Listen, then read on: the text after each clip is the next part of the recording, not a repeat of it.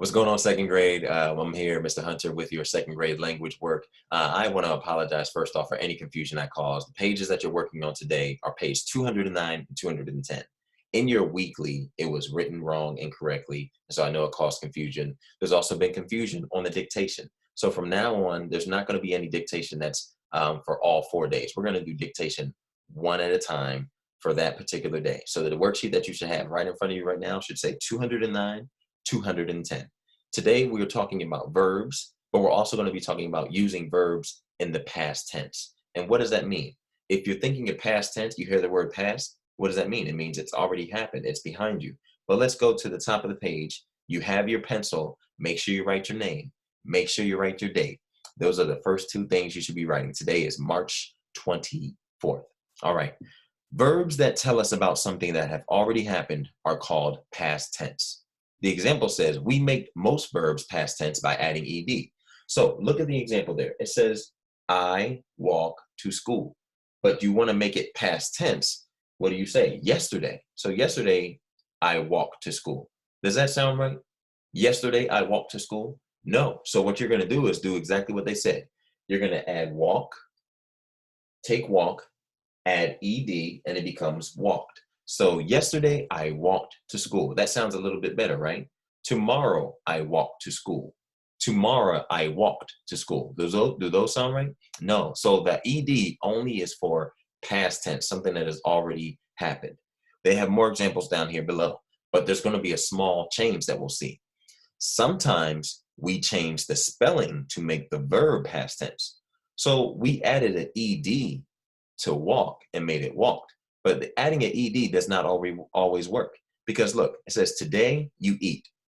If I added an ed to eat and it said eat and then I added an ed, is eated a word? No, it is not. And if you say that, that's not going to get you a good grade. All right, so I'm not even going to have that on my board, because that's not even a word. That's pretty terrible. So eated is not a word. You can't always add ed. That's not always going to fix it. So you have to change the entire word of eat. Yesterday, you ate. Does that sound better? That happened in the past. If I say tomorrow, you eat. Does that sound right? Not really. Tomorrow, you eat it. No, because eat it is not a word. So today you eat, tomorrow, yesterday you ate. You're changing the word to make it fit past tense. More examples. Today, the wind blows. That sounds right. But how do we make it past tense? Well, look at the next one. Yesterday, the wind blew. We changed the entire word. We didn't just add ed. We couldn't do that. We had to change the word to make it past tense. All right, next example. My toy boat sinks in the tub. All right. Yesterday, my toy boat sank. Do you guys hear the difference between past tense? I know it's somewhat similar, but we want to include the word. You don't just want to know what to do. You want to know what it's called. It's called past tense when you're changing a word to let people know it's already happened. It's happened before and it's not happening right now.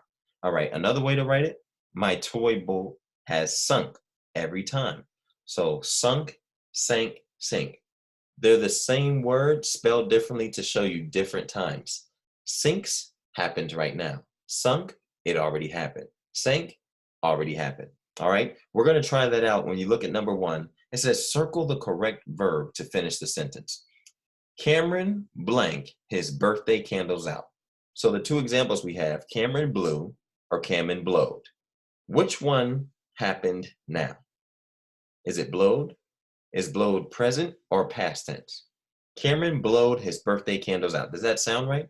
First, you probably can find the answer just by reading the sentence and reading both words. So I know sometimes we want to go through and we just want to circle because we think we know, but my suggestion to you, read the sentence all the way through and see how it sounds. So I'm going to show you an example of how to do that. I'm going to do number one. Cameron blew his birthday candles out. It sounds good, but I want to make sure the other word doesn't sound better. So let's try it. Cameron blowed his birthday candles out. Nope, I was right. The first one is blue, so we should circle blue. Now let's do number two, and I'll do it again. You need to read it all the way through. I know you may think you know the answer, but it doesn't hurt to just read it and practice, because again, what have I said before? Do not rush. Take your time. All right. Number 2 says, while fishing, Ryan dropped his can of bait and it sinked. Now, just by reading that, if I said that to you guys in class, you would say, no, but we have to read the second one. Still, just because it doesn't sound right doesn't mean we just circle and move on. We got to read it. While fishing, Ryan dropped his can of bait and it sank. Does that sound good? It sounds good. Make sure you read both options, read the sentences all the way through, okay? Now, let's just go over the next one. We're looking at the word to. To means also or more than enough. But look at the way it's spelled. T-O-O, to. That right there means also or more than enough. If Michael says, I'm going to have pizza for lunch, and Dylan says, I'm going to have pizza too, that means also or more than enough. He's going to do it too. Does it mean the number 2? No, because that's our next option. We're going to go to the number 2. 2 means the number.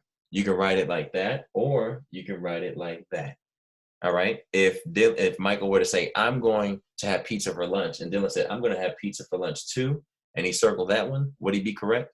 No, he would get that marked wrong. You have to use this one, have to use the proper 2. The last 2 is what we use a lot. For most other meanings, use the word to. This is just a simple 2-letter T-O.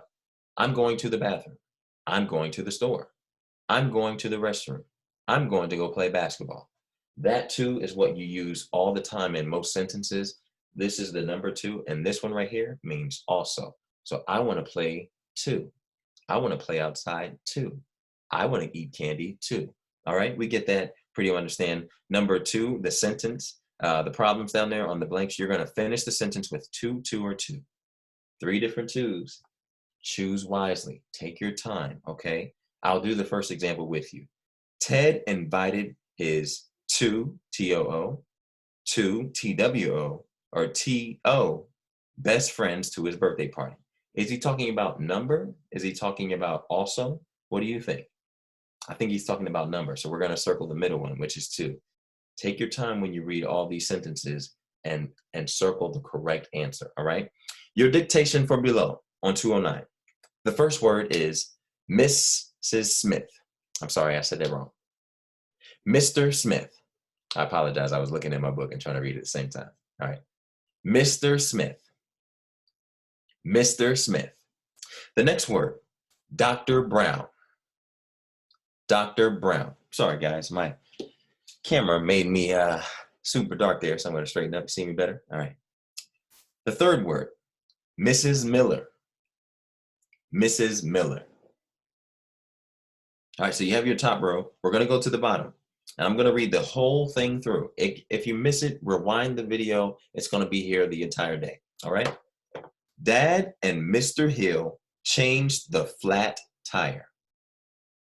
Dad and Mr. Hill changed the flat tire. One more time.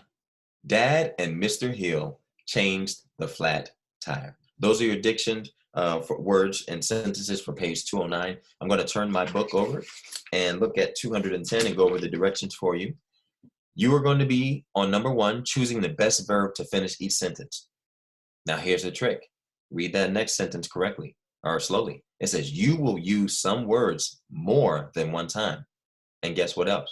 You will not use some words. So don't get frustrated. You might use something twice. You might not use one at all. Some of those things are there to trick you. But I would suggest reading the sentence, reading it slowly, and reading it over. I'll give you a hint. I'm going to start with you right now. We'll take it slow, all right? So let's look. In Bible class, my teacher tells us Bible stories. I blank so much about Jesus. Let's look. Let's just go word by word in the word bank. We're going to start at the bottom with sank. I sank so much about Jesus. I don't think that sounds right. I may so much about Jesus. No. I learned so much about Jesus. I think that's right. But guess what? If you are unsure, if you do not know, it might take longer, but you need to read all the different choices to make sure, okay? So I think it's learned, but we're going to say this again. I blow so much about Jesus. I blew so much about Jesus. I taught so much about Jesus. It works, but I don't think that fits with the whole sentence. So I'm going to say no. I learned so much about Jesus. I learned so much about Jesus, but let's read the first sentence together, see if it works. In Bible class, my teacher tells us Bible stories. I learned so much about Jesus. It could work, but we also have learned. And Bible class says pass. So it wasn't happening right now. So if it's not happening right now, we have to add what? ED, which would be learned. Okay, let's go to the last two examples, our last two choices. I can so much about Jesus. I think so much about Jesus. So those are not good. We have learned and learn. And if we're learning about adding ED to make it past tense, which one do you think it is? You guessed correctly. It's ED, learned. You can do the rest of them. I was about to help you again, but you can do the rest of them. I have confidence in you. And remember, you can use some words more than once. Some words you won't use at all. All right, the last one. Number 2 says, draw a line between the subject and the predicate. The subject is who we're talking about. The predicate is everything else that happens in the sentence. So once you identify who or what we're talking about, that is the subject, draw the line and underline everything else, which will be the predicate. We'll do this together because there's one more step. You have to underline the verb twice and the subject once. So let's look at this. Today, we played in the snow. Today we played in the snow. So who played in the snow? We. Do we need to underline we? Yes, we do. And where do we draw the line? After the subject. So we draw the line after we. What is the verb? Played in the snow. What did we do in the snow? We played in the snow. So you need to underline played one time? No, you need to underline it 2 times. So underline it 2 times. And then at the bottom, the last 2 sentences, you're going to diagram. Remember what that is? You align for the subject, align for the verb. Everybody understand? I hope you guys do. It's really, really, really, really, really good work. It's going to help you grow in your knowledge. And if you have any questions, you know what to do. Email me or rewind the video and watch it over. I hope this was clear. I hope you understood. Have a great rest of your day. Love you.